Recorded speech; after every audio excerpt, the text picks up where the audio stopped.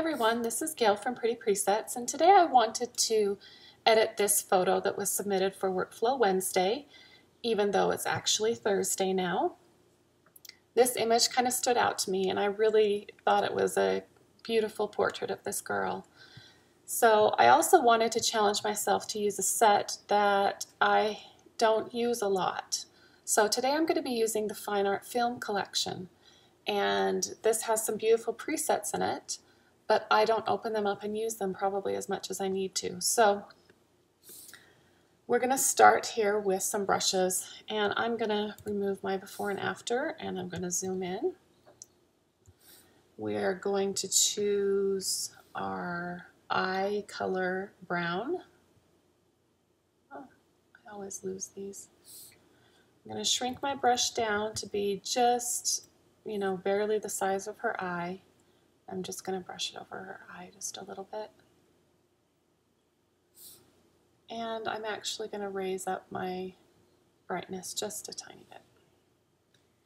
Now I'm going to click New in between my brush, and I'm going to come over here and choose Skin Smooth from the Perfect Portrait collection as well. I'm going to increase my brush size, and I'm just going to smooth her skin just a tiny bit here. So typically when I smooth skin, I avoid eyes, nostrils, and lips. And if I want to smooth the lips, then I usually do that separately. And I'm even going to come down here on her neck just a little bit. I'm going to click Done because I'm done with the brushes, and I'm going to zoom out.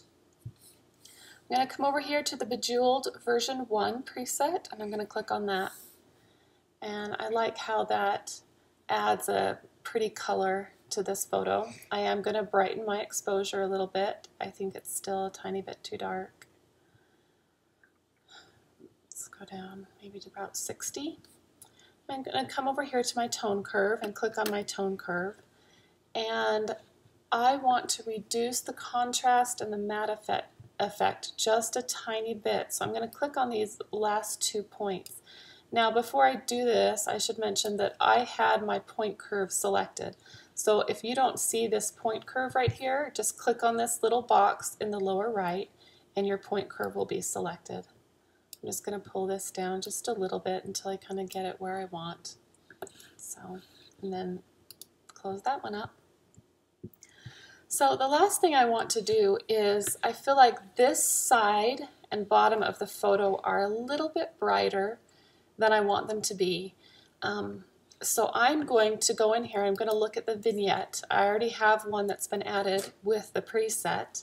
I'm going to pull my midpoint down. That actually brings my vignette closer in. So the amount decides how much of a vignette you're putting on your photo, and the midpoint decides how far in towards the center of the photo the vignette is applied.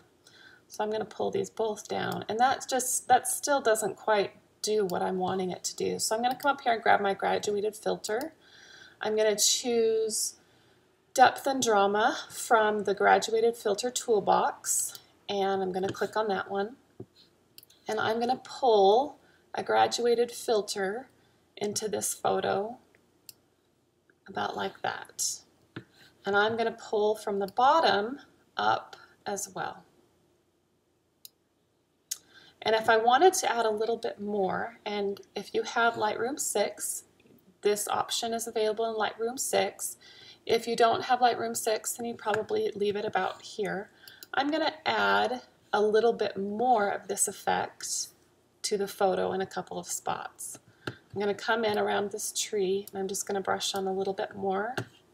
And up here right above her head, I'm just going to brush on a tiny bit more. And then I'm going to click Done. I'll show you before and after.